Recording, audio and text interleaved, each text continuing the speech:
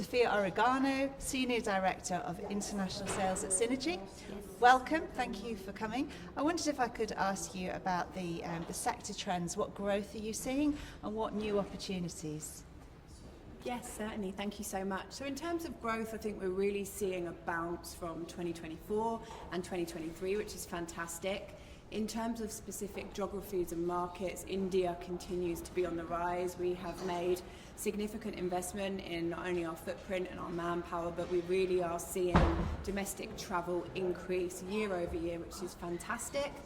We're also kind of moving over to the east, seeing many countries within the Middle East, Saudi Arabia, Qatar, also being real hotspots in terms of demand for us, which is fantastic, largely driven by project-led business.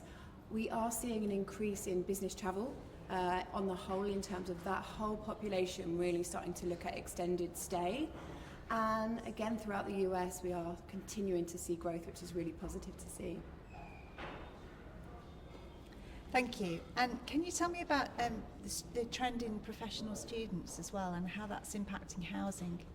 Yeah, definitely. It's a really interesting and exciting one. So we have seen really a increased demand from international students requiring premium accommodation across the globe, really. So that's always been about, but we're now finding it to be, far more of an industry segment that we're focused on as an organisation. So really these students are coming over from anywhere between 3 to 12 months where they're looking for prime accommodation, and they do vary slightly from corporate business in that they are actually the consumer and the ones making those decisions, but a really exciting new industry that we're heavily tapped into at the moment.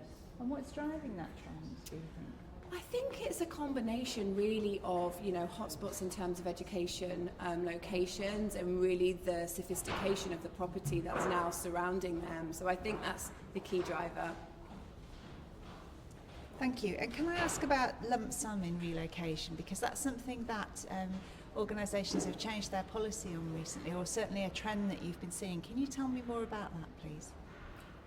Yes, certainly. I mean, it's definitely something that we continue to navigate as an industry. Many organisations decide to give lump sum to certain populations. They may give them the option to take lump sum or to take temporary accommodation, or they may say, it's up to you to go and source your accommodation. So we're seeing in some instances programmes that turn to lump sum are now kind of coming back to temporary accommodation, corporate housing, perhaps due to a lack of visibility to where their employees are staying, poor experiences, etc. And so one of the key focuses that we're looking at is how do we tap into lump sum within our industry and in terms of what we do. So, working with corporates that are offering lump sum to tap into their particular employees so that we can still provide an offering, and perhaps not with as many bells and whistles, but where we can still cater to that particular population. So it's changing all the time. It's hard to keep up. Everyone is doing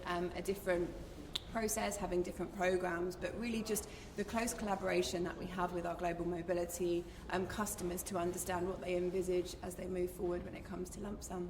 Brilliant, thank you. You're welcome.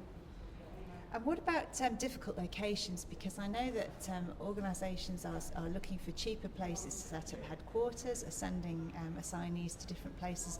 The housing's not always there though, is it, when they get there? So what kind of creative solutions have you been finding for clients?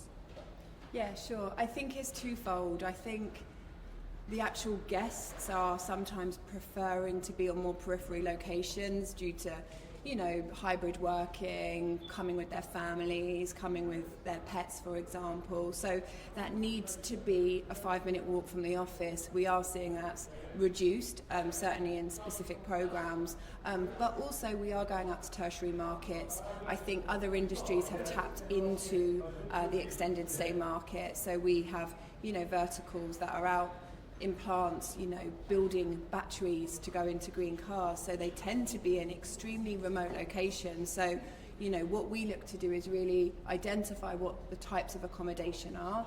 That could be mobile homes. In some instances, there's been caravans. In some instances, we're looking at hostels, student accommodation. It's really, really varied. The product has very much moved from traditional service departments or apart hotels. There is lots in between. also, individual hand-picked homes and making them be corporate. So really working closely with a variety of landlords and property developers to see what's out there, to educate ourselves, and then most importantly to educate the customers so we're transparent as to what's there, but we're thinking far wider and greater than just a traditional service department. That does sound very creative.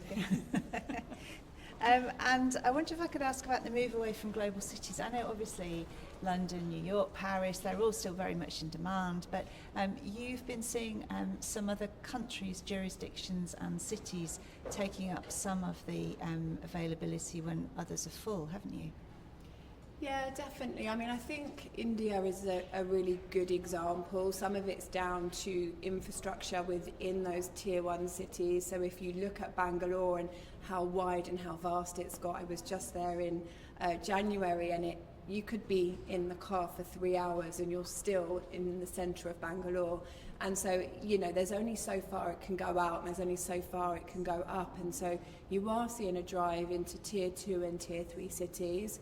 I think also just within the UK, there's much more project-led business, and these aren't always necessarily in the Londons or the Dublins, or the Edinburghs. So it's really, really turned, I think, as the increase in requirements for accommodation and extended stay has increased. So with that comes, it poses challenges. We have to make sure it's still safe, vetted, secure accommodation. It still has to go through exactly the same compliance and due diligence, but we're certainly being pushed.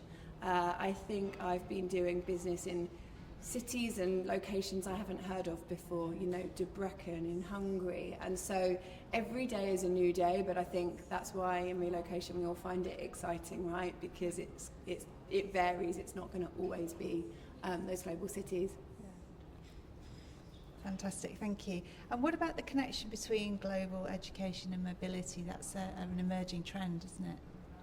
I think it speaks to what we were discussing earlier in terms of new verticals, in terms of professional students, essentially mobilising across the world. So as I mentioned, this is definitely a new sector for us, one that we are definitely wanting to educate more. I'm looking forward to some of the discussion later, because I would say I'm still certainly learning about it, but I think the consumers have just changed so much in terms of who our key audiences are and who our portfolio is, which is exciting. There's always something to learn, but I think that the education sector will continue to just increase within the global mobility landscape. Brilliant. Thank you so much. Thank you.